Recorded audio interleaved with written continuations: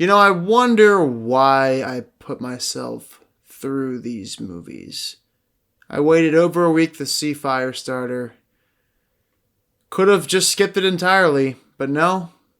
The movie fan inside of me just had to go see it. A girl born with the power to set things on fire with her mind goes on the run from an organization who's after her and her family. I'm starting this review off by saying it's no shock now why Universal decided to release this film in hybrid form on both Peacock and in theaters.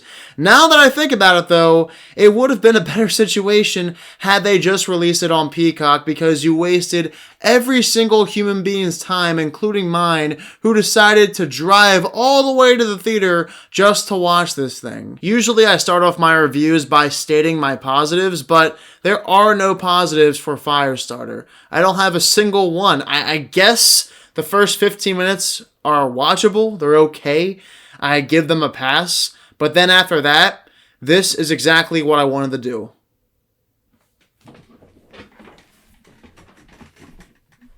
The rest of Firestarter is unbearable. It's not the worst movie I've ever seen. That's why I'm not going to give it the lowest score I've ever given a movie. But for me, it's one of those bottom of the barrel films that gets released in theaters and should have obviously just been released on either streaming or straight to video on demand. There was no reason for this movie to have a theatrical release. It barely made any money anyway, so what exactly was the point? Firestarter's problems begin with the acting and dialogue. Both are putrid. I'm sorry to say that it's not entirely the actors' faults. Nobody could have made the dialogue in Firestarter sound more convincing.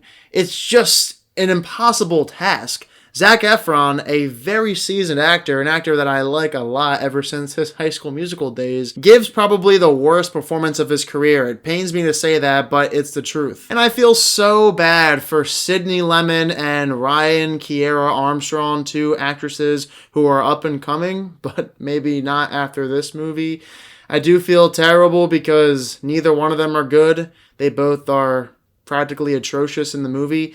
It's not their faults though. The dialogue is to blame. The writers, whoever was behind the screenplay for this movie at Universal, you should be ashamed of yourself. The movie is also very lazy when explaining how the family got their powers and their current situation. All of this information is passed down to us in this opening, crappy, rushed montage sequence that does nothing for the movie's backstory or character development. It's just there so they can get all this information out to the audience. Over the course of a minute, we're just thrown into a fire with little to no explanation of anything. And that, my friends, is lazy storytelling at its finest. You know what else is lazy in Firestarter, though? The directing. There are so many implausible takes that blew my mind how they could possibly make the final cut, and yet they're in there. If I were the director, I would have said, do another take. We need a better cut of this scene, otherwise it's gonna look like complete garbage. But I guess Universal didn't care, just wanted everyone involved in the making of Firestarter to rush through the development of this movie. Clearly they didn't care at all. Not to mention, the movie is as boring as watching paint dry. Nothing holds your attention. Again, the first 15 minutes are okay outside of that nonsensical montage sequence. That was something else.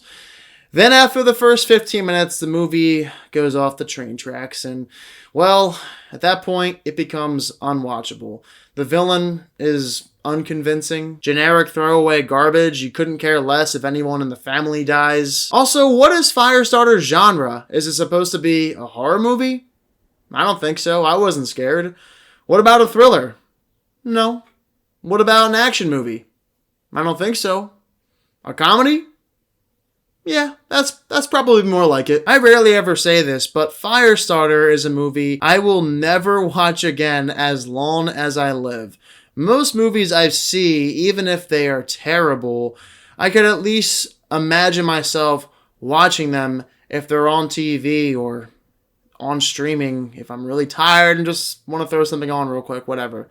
But Firestarter is a movie I can't imagine watching ever again in a million years. I never say that, but this is one of those rare cases. It's very clear they shoehorned this one in at Universal. I am giving Firestarter a 30%. Even the credits of this movie make it look like it was meant to go straight to VOD. Why in the world was it given a theatrical release? We'll never know. Of course, everyone, if you also happen to see Firestarter, I hope you didn't, but if you did on Peacock or in theaters, let me know down below in the comment section what your thoughts are of it. And as always, if you are new to my channel, click the subscribe button and give this video a thumbs up if you enjoyed it. Thank you all so much for watching this video, and I hope you all have a fantastic day.